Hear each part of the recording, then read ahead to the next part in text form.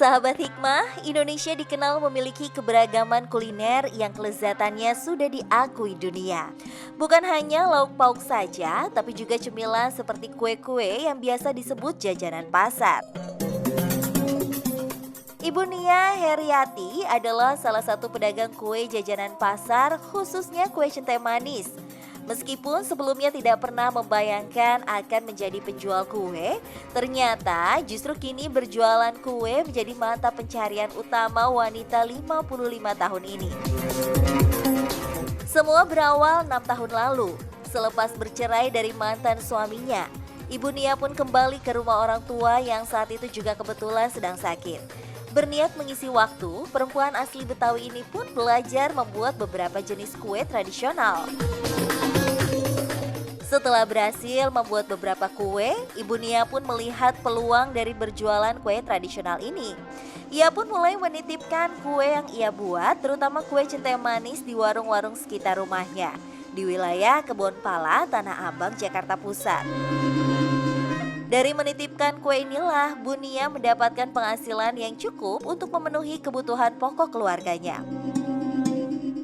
Jualannya, ya awalnya ganti-ganti, saya pertama cuma di satu warung gitu, terus tapi nambah ke warung lain, maksudnya supaya penghasilannya lebih. Kebetulan ada orang yang berlangganan, dia jualan online, tapi langganan setiap hari itu pesen kue itu aja. Ya udah, akhirnya mungkin Allah emang nunjukin udah kue itu, kuenya mudah, dibuatnya mudah, bahannya juga nggak gitu mahal. Pokoknya Masya Allah, kayak Allah baik banget tuh mengantarkan tuh ke situ gitu, tapi dari situ aja udah bisa menghasilkan.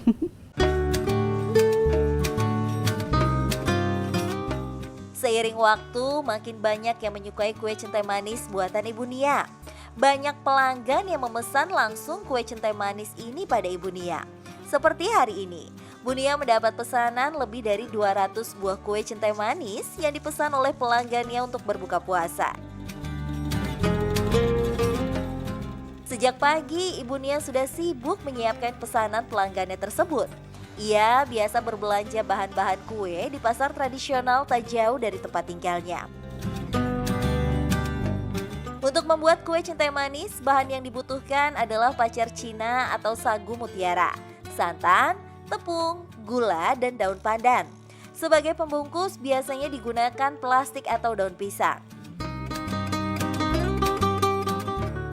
Langkah pertama, masak santan dengan daun pandan hingga mendidih.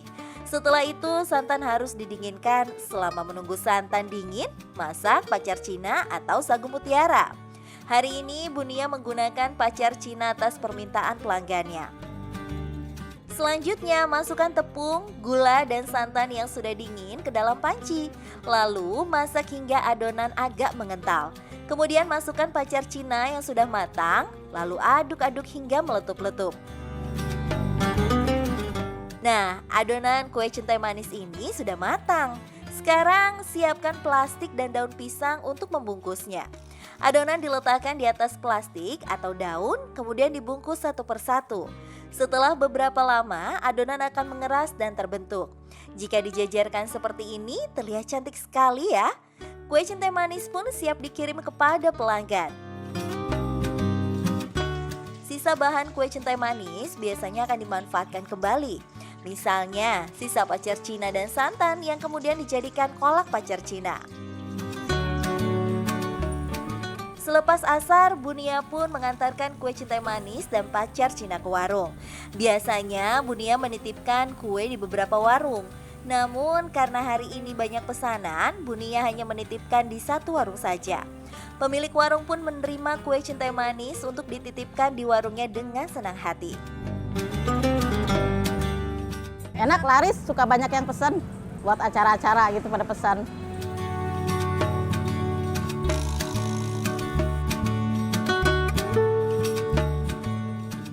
Tadi sama-sama telah kita saksikan bagaimana Ibu Nia menjual berbagai macam makanan, kue, dan lain sebagainya di bulan Ramadan untuk memenuhi kebutuhan keluarganya, dan juga Masya Allah yang dicari adalah rizki yang halal.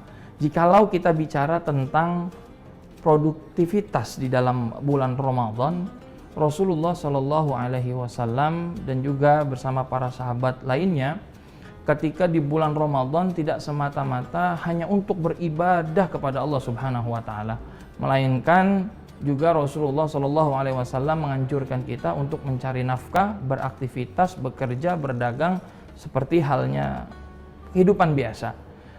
Sahabat hikmah, walaupun di bulan Ramadan Allah Subhanahu Wa Taala menyuruh hambanya untuk banyak-banyak beribadah, namun tidak pula meninggalkan kewajibannya untuk memberikan nafkah kepada keluarga. Ada beberapa hari khusus 10 terakhir di bulan Ramadan yang memang khusus untuk ibadah kepada Allah Subhanahu Wa Taala, karena para sahabat ketika 10 akhir dari bulan Ramadan, beliau berbondong-bondong melakukan i'tikaf, beribadah kepada Allah Subhanahu Wa Taala untuk mendapatkan malam Lailatul Qadar. Oleh karena itu, tetap semangat beraktivitas. Semoga Allah memberikan rizki yang halal dan berkah untuk kita. Sekian lama menjadi penjual kue, tentu banyak hal yang sudah dialami Ibu Nia. Dari yang menyenangkan hingga yang kurang menyenangkan. Pernah juga laku cuman 3 biji gitu, pernah ngalamin kayak gitu. Itu sisanya gimana? Bagi-bagi aja, saya kasih yang tempat saya titip, suruh dia ngatur, bagi-bagi deh siapa kayak gitu. Kalau belanja tuh misalnya kalau lagi modalnya lagi mepet, terus kalau mau belanja tuh misalnya nungguin dari warung ini dulu baru beli ini, ntar ada lagi harus butuh apa lagi, nungguin dari warungnya ini lagi. Jadi saya ke pasar tuh bisa 2-3 kali. Misal pagi udah ke pasar, terus sore harus ke pasar lagi. Sudah sekian tahun Ibu Nia menjadi ibu tunggal bagi anak sematawayangnya yang kini duduk di bangku SMA. Dengan kesibukan anaknya di sekolah, sehari-hari Ibu Nia hanya sendirian di rumah. Tak dipungkiri, hidup sendiri dan harus mencari nafkah seorang diri bagi seorang wanita tentu tidak mudah. Ada kalanya lelah dan jenuh menyapa. Namun Bu Nia mencoba terus bersikap positif atas apapun yang terjadi. Itulah sebabnya ia menyibukkan diri dengan mengikuti berbagai kajian agama Islam. Sebenarnya saya ngejar materi tuh enggak. Pengennya bawa banyak waktu untuk ibadah gitu aja. Saya jadinya ini ngikutin taklim aja. Pokoknya setiap hari tuh full, sore untungnya taklimnya kalau di sini. Habis asar taklim dari Senin sampai Minggu. Saya taklim diganti-ganti masjid tuh semuanya. Enggak sih, pengen selamat dunia akhirat itu aja. وقالوا لو كنا نسمع أو نعقل ما كنا في أصحاب السعير فاعترفوا بذنبهم. Mengikuti kajian adalah pengobat kekosongan hati bagi Ibu Nia.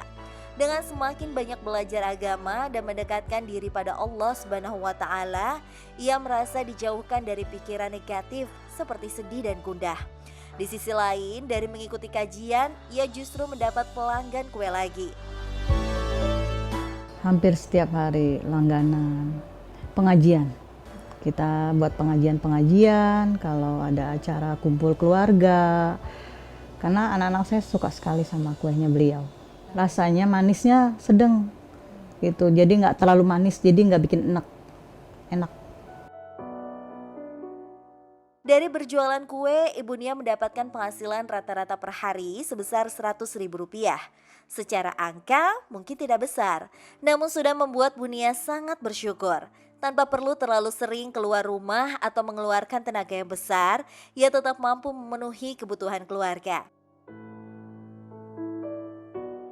Saat ini tidak ada yang bersifat duniawi yang diinginkan oleh Ibu Nia. Ia sudah sangat bersyukur selama Allah mencukupkan rezekinya. Sahabat hikmah, dari dua kisah ini Ibu Nia dan juga Bapak Ade, Masya Allah ada hikmah yang bisa kita ambil. Yang pertama, walaupun di bulan Ramadan beliau tetap produktif, tetap bekerja, menafkahi keluarganya, tidak bermalas-malasan. Karena biasanya Ramadan dijadikan ajang untuk bermalas-malasan, yang kita tahu malas adalah salah satu sifatnya setan. Oleh karena itu kita berdoa kepada Allah Subhanahu wa taala agar dihilangkan dari sifat malas. Allahumma inni na'udzubika minal hammi wal hazan wa a'udzubika minal ajzi wal kasal wa a'udzubika minal hammi wal hazan wa a'udzubika min ghalabatid daini wa qahrir rijal. Amin amin wa'fu anna ya karim. Menggali hikmah, menuai berkah. Wassalamualaikum warahmatullahi wabarakatuh.